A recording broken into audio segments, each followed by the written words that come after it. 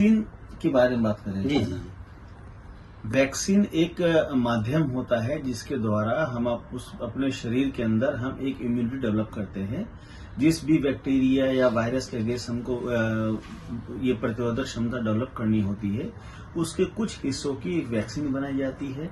वो वैक्सीन एक कंट्रोल्ड मात्रा में आपके शरीर में इंजेक्ट करती है, जो कि आपके शरीर के अंदर जाने के बाद एक एनवायरनमेंट बनाती है जिससे कि आपके शरीर में प्रतिरोधक क्षमता आ जाती है। इसको हम एंटीबॉडीज बोलते हैं। एंटीबॉडी बनती है और ये हमारे शरीर में जब कभी भी उसके बाद कोई इन्फेक्शन अगर आता है तो ये उसको मार देती है और एक इन्फेक्शन से हम बड़े इन्फेक्शन से बच जाते हैं। वैक्सीन के बारे में जिस तरह से अभी बात की गई है कि वैक्सीन के लगने से हार्ट अटैक के खतरे बढ़ गए हैं और ये जो एक डर का माहौल बनाया गया है, ये पूरी तरह से निराधार है।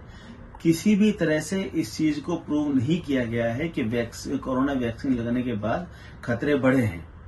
और जहां तक ये हार्ट अटैक की जो संख्या बढ़ रही है, इसका पीछे काफी बड़ा कारण जो है वो कोरोना इन्फेक्शन था। कोरोना इन्फेक्शन में जिस तरह से हमारे हृदय की नसों में और शरीर की बाकी नसों में ब्लॉकेज आए थे, तो वो एक बहुत बड़ा कारण है। और कोरोना जो इन्फेक्शन था वो एक बड़े व्यापक स्केल पे लगभग हर जिले, हर प्रदेश में हुआ है। तो ये बेसिकली कोरोना इन्फेक्शन की वजह से है। दूसरा, जो हमारी जीवन शैली में आजकल बहुत ज्यादा बदलाव आया है, चाहे वो खान पान का लेके हो, अनिद्रा को लेके हो, तनाव, शराब, सिगरेट, नशे की आदतें, खाना पीना पूरी तरह से खराब, जो हम लोगों ने अपना सिस्टम बदल दिया है, तो ये भी एक बहुत बड़े कारण है इस तरह की चीजों को आने के लिए। तो इसमें ये कोरोना वैक्सीन को लेके ये बात कही गई, ये निराधार है। इस तरह के कोई भी तथ्य किसी भी स्टडी में, किसी भी देश में, पूरे विश्व में अभी तक नहीं पाए गए। मतलब एक चीज और जानना चाहेंगे कि जो हार्ट अटैक के मामले आते हैं जिम करते हुए, शादी बारातों में लोगों को मंच पे प्रोग्राम डांस करते हुए हार्ट अटैक आता है, कारण क्या हमारे देश में खान पान में मिलावट होने के कारण या तेल ओल ज्यादा खाने के कारण होते हैं? देखिए, जो प्रिजर्व्ड फूड होता है, जिसको कि जंक फूड हम लोग बोलते हैं, और ये आजकल जिस तरह से पैकेट फूड का जो चलन बढ़ा है, दूसरा मिलावट भी, इसमें काफी हद तक मिलावट भी काफी कई जगहों पे बहुत ज्यादा मात्रा में पाई जाती है। दूसरा, जो नशे हैं, चाहे वो सिगरेट का हो, शराब का हो या किसी और तरह का नशा है, अनिद्रा है, और तनाव। ओपीडी में अक्सर ऐसे बहुत सारे मरीज आते हैं जिनकी की हृदय जो गति है वो काफी धीमी है। उसमें बहुत यंग एज ग्रुप के बच्चे भी हैं, 5 साल 7 साल का लड़का भी ऐसा आ जाता है जिसकी धड़कन 50 या 55 के आसपास, जबकि उसकी 90 के आसपास होनी चाहिए। उनसे जब हम पूछते हैं कि आप खाने में क्या खाते हैं, तो वो बताते हैं कि ये कोल्ड ड्रिंक, पिज्जा, बर्गर, इस तरह की चीजों का अक्सर सेवन करता है और काफी मात्रा में करता है। ऐसे ही जो यंग एडल्ट्स हैं, जो यंग जनरेशन है, वो भी इन्हीं आदतों में फंसी हुई है। और आप ये एक गौर अगर हम करें तो मैक्सिमम इंसिडेंट्स जो हैं, जो अचानक से जो हार्ट अटैक हो रहे हैं, वो यंग्स के हैं। जबकि कोरोना और भी जो हो, धड़कनों में कोई बदलाव आ रहा है, आपको चक्कर आ रहा है, आपके सीने में दर्द है, सबसे पहले आप अपने निकटवर्ती, जो भी निकटवर्ती डॉक्टर है, आप उसके पास जाइए, उनको अपनी समस्या बताइए। हो सकता है कि आपकी समस्या का निदान वहीं पे हो जाए, तो आपको बहुत दूर किसी बड़े अस्पताल में जाने से आपका समय बच जाएगा और आपकी समस्याएं गंभीर नहीं होंगी। दूसरा, कुछ ऐसी चीजें हैं जो कि हम लोग और बड़े आराम से अपने घर में रख सकते हैं। जैसे कि अगर घर में कोई ब्लड प्रेशर का मरीज है या किसी को हृदय गति कम ज्यादा होने की समस्या है, तो वो अपने घर के अंदर ही ब्लड प्रेशर नापने की मशीन रखे।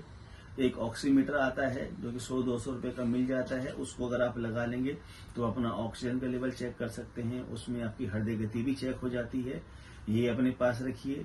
अगर आप डायबिटीज, ब्लड प्रेशर के मरीज हैं या आपके घर में कुछ ओल्ड एज पेशेंट रहते हैं जिनको कि हार्ट अटैक का खतरा है, तो हार्ट अटैक से बचाव की दवाइयां जैसे रामकिट हुई, वो आप अपने पास रख सकते हैं। तो ये सब चीजें करने से आपको जल्दी आपकी बीमारी का पता लग जाएगा। आप इस चीज में बहुत समय नहीं बर्बाद करेंगे कि हमको हुआ क्या है। सर, जैसे एक चीज जानना चाहेंगे, जैसे बहुत से लोग सलाह देते हैं इक्विस्प्रिन या डिस्प्रिन अगर खा ले तो बचाव हो सकता है। बिल्कुल, देखिए हार्ट अटैक में बेसिकली क्या होता है कि हृदय की नसों के अंदर खून का थक्का बनने लगता है और वो संकुचित होने लगती हैं, जिससे कि सिकुड़ने की वजह से खून का बहाव धीमा हो जाएगा और अगर ब्लॉकेज हो गया तो खून का बहाव पूरी तरह से रुक सकता है। तो डिस्प्रिन और इकोस्प्रिन ऐसी दवाइयां हैं जिनको कि खाने से जो खून का थक्का है वो बनने से रुक जाएगा, उसका प्रसार भी रुक जाता है। सर ये कम से कम कितनी गोली लेनी चाहिए, कोई स्प्रिन या डिस्प्रिन? देखिए इसका डोज होता है, नॉर्मली जो लोडिंग डोज है वो डिस्प्रिन की 2 गोली हमें एक साथ इकट्ठा पानी में घोल के पी सकते हैं और इकोस्प्रिन का भी हम 150 मिलीग्राम से लेकर 300 मिलीग्राम तक का डोज, डिपेंडिंग कि आपकी एज कितनी है, आपका वजन कितना है और आपको पहली कोई बीमारी तो नहीं है, तो हम इसको सेफली ले सकते हैं और ये लगभग पूरी तरह से सेफ होता है। अभी तक जो स्टडीज हुई हैं उसमें ये जितना भी स्टडीज हुआ उसमें देखा गया है कि सिंगल लोडिंग डोज डिस्प्रिन और इकोस्प्रिन की अगर आप लेते हैं और तो इससे सिंगल डोज से आपको किसी भी तरह के जो रिस्क जो साइड इफेक्ट होते हैं जैसे कि ब्लीडिंग हुआ या अल्सर बनने का, वो लगभग नहीं के बराबर है।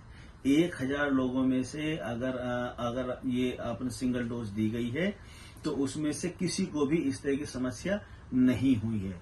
जापान में एक स्टडी पब्लिश हुई थी जिसमें कि 1000 लोगों को 1 साल तक लगातार इकोस्प्रिन और डिस्प्रिन की दवाइयां जिन्होंने खाई है उनको इंक्लूड किया था। उसमें से केवल 3 या 4 लोग ही ऐसे थे जिनको 1 साल खाने के बाद कुछ दिक्कतें हुई थी। तो सिंगल डोज से कोई नुकसान नहीं है और डिस्प्रिन एक ऐसी दवाई है वो लगभग हर घर में भारत के उपलब्ध रहती है और हर व्यक्ति किसी न किसी रूप से में उसका एक बार सेवन जरूर किया होगा।